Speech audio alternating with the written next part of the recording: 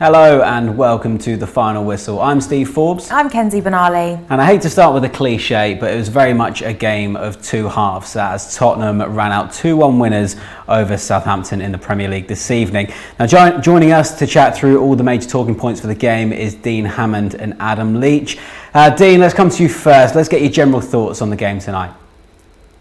Well, exactly what you said, Steve. It's a game of two halves. Southampton were everything in the first half that we love watching about them. They were brave. They looked high intensity, winning the ball back a lot. The more dominant team, creating chances. I mean, obviously in the first few minutes, a fantastic chance for Salisu and then Shay Adams. You can say a good save both times, but I think Shay will be disappointed in these to score. And then deserve to take the lead in the first half. A good set piece move, good movement from Danny Ings, and deserved to be one up. And thinking, okay, this is a really good Southampton performance away from home, dominating possession. Tottenham not really causing Southampton any problems, and a really, really good half of football. And then second half, whether it's fatigue from the weekend, whether it was Danny Ings' injury, the team just looked a little bit flat second half, a little bit low on energy, and allowed Tottenham to come back into the game. And I think the frustration and the disappointment will be that I think the game was there for Southampton to win. I really, really do. But second half, Tottenham improved. And Southampton, once they allowed Tottenham to get back into the game, just couldn't react, couldn't begin that momentum again, couldn't get on the ball, some sloppy passes, losing possession, turning possession over, and Tottenham, gradually creating more and more chances, and then scoring 2 goals. And it's definitely a penalty at the end. Unfortunately for Gineppo, the moments in the box, lacking that little bit of experience to, you in the box, you always stay on your feet. You don't make them challenges within the box unless it's a last ditch that you've got no other option to try and prevent a goal. And he'll learn from that 100%. But I think that just probably summed up the second half performance, a little bit of naivety and Tottenham winning the game. But I think the disappointment was such a good performance first half, a good reaction, and then just to let the game slip from Southampton's hands second half. Yeah, exactly that, Adam. We were all sat there at half-time full of hope that we could get something from tonight, but it really did feel like we were just waiting on those goals to go in from Tottenham in the second half. Steve, it was just so frustrating. I mean, I imagine every Southampton fan this evening, having watched that, is just full of frustration, to be honest, because it feels like we've been here so many times. It's like a great first half, really good, and then just suddenly they whatever it is, I don't know whether it's a physical thing that they can't play at that intensity for a full 90 minutes. Very often they just struggle and they drop off. I don't know if it's a psychological factor with them, that either they can't hold the level of concentration that's required to play at that intensity, or there's another psychological factor going on there. But whatever it is, it feels like you're just watching the same thing happening again and again and again. And it's very, very annoying, I think, for most people to see just the same things. You watch that first half and half time, you go off to pour yourself a drink and you're thinking, wow, I mean, where's this Saints been? This is brilliant. This is what we want to see all the time. And then, sure enough, second half, I mean, a little bit of credit to Tottenham. You have to be completely honest and say first half, as good as Saints were, Tottenham were awful. They were awful. Second half, they really did step up their game as well. And you have to give them a little bit of credit for that. It's just frustrating that then Saints were kind of unable to really handle it, unable to compete. And also, I think quite a big moment in the game was Stuart Armstrong moving further forward. I mean, I don't know quite what was going on there, but the Ward-Prowse Diallo just did not work at all when that came on. It gave Tottenham a lot more of the ball in midfield. They got through the midfield a lot more easily. And I think that Saints never quite got back into the game again after that. And I mean, you kind of felt the inevitability that Tottenham were going to score when that VAR was going on. Was it handball? Was it red card? Was it penalty? But you kind of knew inevitably that something was going to be catastrophic for Saints. It just felt like it was just going to happen, unfortunately. Yeah, it was undoubtedly a frustrating night, as you say, Adam. But let's focus on a positive, Dean. We spoke pre-match about Danny Ings' impressive record against Spurs, and he did it again tonight. Yeah, he did. You know, a really, really good finish, a goal scorer's finish. Patient movement, good movement. Something I think they probably worked on the training ground between him and James Ward-Prowse. That movement across the front post, and a really, really good header. You know, a glancing header into that far post. And a good finish from a top striker. And Danny had moments tonight. I think he worked hard. He was making those runs in behind, which we like to see from him. He held the ball up pretty well, and he worked really, really hard. Unfortunately, the injury is a negative from the game tonight, and I hope that's not too bad. But no, an excellent finish, and he's proven if Danny gets the chances, he will score goals. There's no questioning that. It's just whether, I suppose, this Southampton team can consistently create those chances for Danny to score goals, because he has got that knack of putting the ball in the back of the net, and there's not many players within this league that can do that. So he's such an asset to the team, and it was an excellent finish. It really, really was, and just shows that he can score all different types of goals. You know, spectacular goals. Finishes it with both feet. You know, he's very, very good, naturally good with both feet and with his head. So, no, a very, very good finish. Well, Adam, it seems like frustration is the key word of tonight, because I'm sure every Saints fan would have been frustrated to see Danny go off injured again. And I mean, you could even see the anger on his face as he hobbled off. Yeah, I mean, just so annoying. I mean, Danny, I guess for Danny as an individual, it's an important time for him really to be playing and scoring goals. You know, no matter what, we don't know what's going on exactly in Danny's head. There's obviously increasing amounts of speculation about what will happen with him this summer with his contract. But whatever the situation is, the one thing about Danny is he wants to score goals, and he knows that scoring goals, no matter what his end goal is, whether his end goal is to, you know, finish the season on a high with Saints, whether his end goal is to get a load of get up the top of the scorers charts to get himself a great move, whether it's to get in the England squad, whether it's a combination of all the above, he needs to be playing games. If he's playing games, he will score. He is a top quality player, as his finish proved. But this has been, obviously Danny suffered some very serious injuries, and these are more niggling problems, but it is frustrating for him. You know, he's desperate to play. He probably feels, I'm sure, that he's sat enough of his career out on the sidelines having to watch because he's been injured, that he just wants to play and he wants to score goals. And he has the confidence and belief every time he walks on the pitch that he will score, I think. And he's sort of carried that through for a reasonable period of time. But he just needs to get out there. And all these injuries, you know, he comes off, he looks angry. He looks angry because he probably knows that's it now for a while. You know, he's probably, if it's a hamstring, yeah, that's probably, I'm going to miss a while. I don't know whether I even play again this season. Is that my England chances done for the Euros? And so you can sense why he would be so frustrating. And obviously from a Saints point of view, it's incredibly frustrating as well. He is the talisman of the team. As Dean said, he's kind of the best player. He is the real leader, the focal point, and you want him out there. And especially right now when times feel really tough and really difficult, and it feels like Saints are in a pretty low place right now mentally, I think, as a squad, and the club feels a little bit low right now. You want him on the pitch because he is the guy that has the spark, who can really turn things around and lead your team. So it is, again, as you said, Steve, frustration all round. Yeah, most definitely. And we, of course, wish Danny all the best. Now, Dean, arguably one of the biggest surprises from this evening was the fact that Ryan Bertrand was left out of the squad. How did Salisu do at left back for you this evening? Yeah, he did fine, actually. Obviously not his natural position, but he's left-footed, so he can slot into that position. And he did okay, especially defensively. I think there was a couple of moments where he misjudged and miscontrolled the ball, which almost gave Tottenham an opportunity.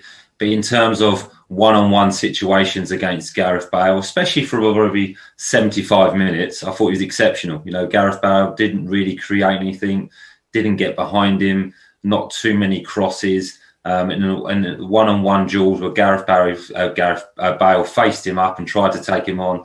He defended very, very well, nice and aggressive. Yes, I think he can obviously improve on the ball, but he's a young player, and I think that will come. And again, he's not a natural left back that's going to be overlapping his winger. So he did a fine job tonight. The last 10 minutes or 15 minutes, Gareth Bale came into the game. But he defended well, and I think he's a talent. I think he's a good signing.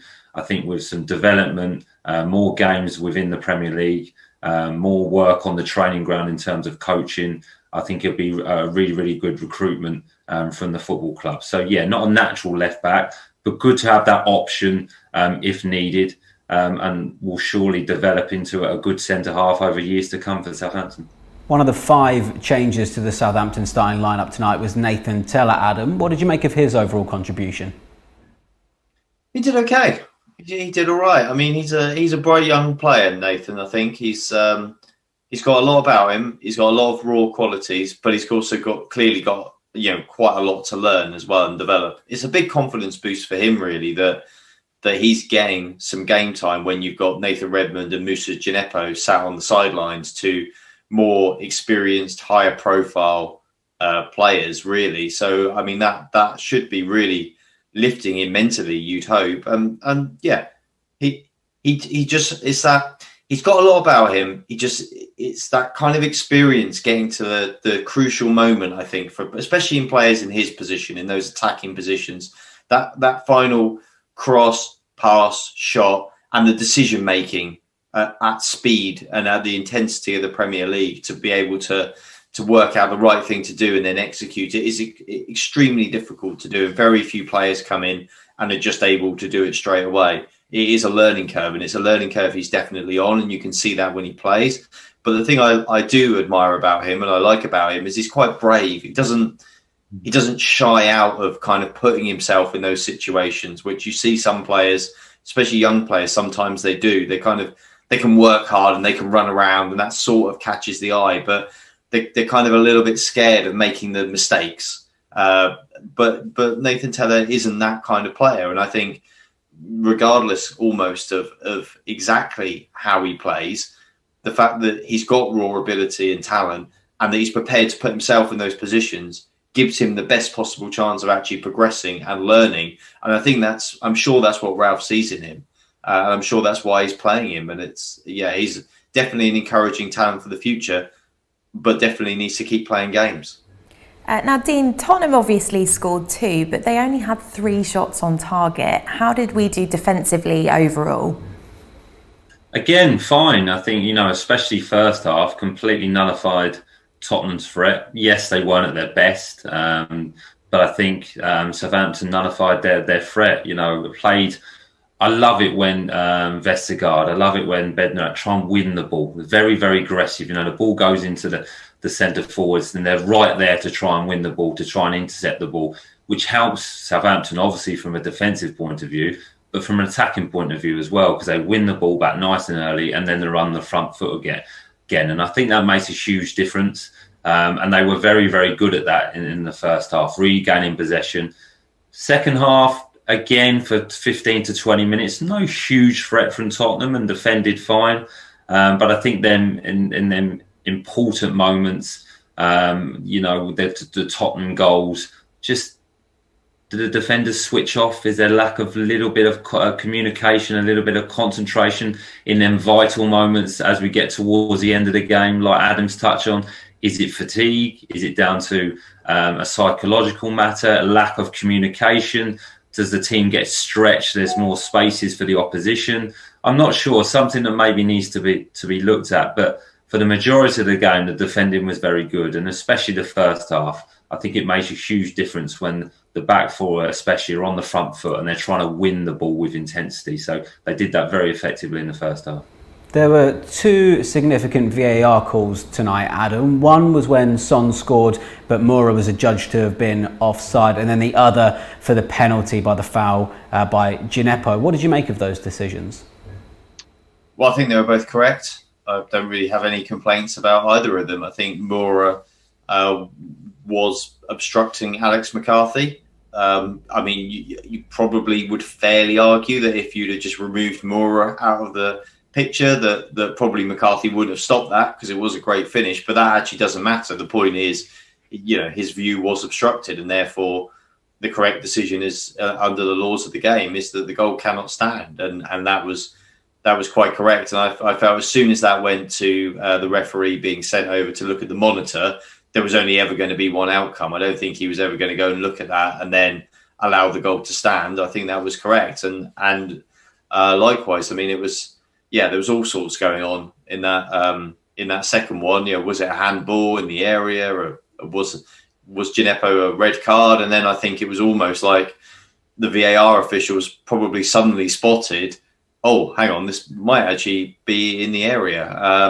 And when you slowed it down, it was on the line, and on the line is a penalty. I just don't think you can really argue with it. I mean, it was a crazy challenge. It was just totally needless, really, from Gineppo. It was just a rush of blood to the head. I don't know really what was going through his mind at that point in time. And unfortunately, Saints really ended up paying the price for that, because it ended up being the deciding goal. But no complaints about the decisions of VAR tonight. They were quite correct. Well, it's a 9-day break now before we take on Leicester again. Dean, we'll come to you first. What are your early thoughts ahead of that one? It's going to be a tough game. Obviously, we saw that from the game at the weekend. But hopefully, the Southampton players now can get a little bit more rest. It's been an emotional rollercoaster, I think, for the last week or so for them. The defeat at West Brom, which was disappointing, and then obviously the result at the weekend in the FA Cup semi-final was again disappointing and frustration, and a loss tonight. So the group, they need to get together as a group and take some time away probably from the training ground, and then come back and really refocus again and get themselves fully prepared for the Leicester game, because Leicester are fighting for a lot of things, trying to keep that Champions League spot.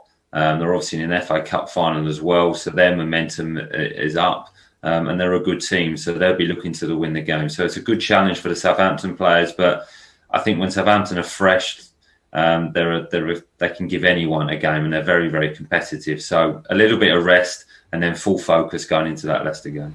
Yeah, Adam, are you hoping that this kind of long period in between this game and the next will give the team a chance to kind of refresh themselves and hopefully put in a good performance against the Foxes next week? Yeah, I very much hope it will. It's a strange one, because I feel like this is actually, so it sounds a bit weird to say this, but I feel like this is quite an important time for Saints right now.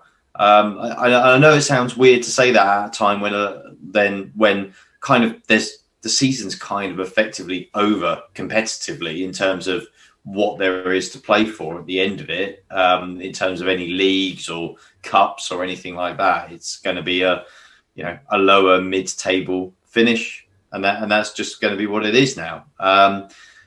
But there's a lot at stake still. Saints don't want to have more seasons like this. They don't want to have more seasons marooned in the bottom half of the table. And I know that people say to me, Saints fans have been saying to me, I just wish the season would end now. Just stop it now, because I'm sort of done with going through this. I can understand why the fans might say that, but it's important for the team to get some upward momentum, because not only do you want to take that into the summer and into next season, but as we touched upon in the pre-match show, there are some really important players whose situations are definitely uncertain. And you, as much as you want players playing for Saints, you also want to convince your best players that you're a club that's going somewhere, that you're in a team, you're in a squad who are together, who have some things they can achieve. So that way, if you get other options, you're more minded to turn them down. So it's important for Saints as well, because if they want to retain those players, they want to show them that there's something else there for them at the football club. Not that this is it, because what this is right now is not great. It's losing kind of most games you play since the turn of the year. And it's important for Ralph as well. I think everybody still backs Ralph. Everybody's behind Ralph and wants him to succeed. But ultimately, there's only so long that you can put up with losing games very regularly, and some fairly flat performances as well. And so he's not going to want to stand for that. He needs to create that momentum. I do think the rest can help.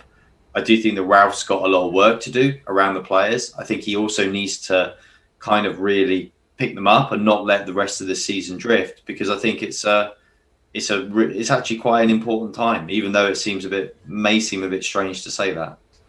Well, Adam, Dean, a joy to have you with us. Thank you so much for your insight, as always. As we've said, it's Leicester next. The kickoff for that one is next Friday, 8 o'clock. So join us on Saints Live from 6:45. We'll see you then.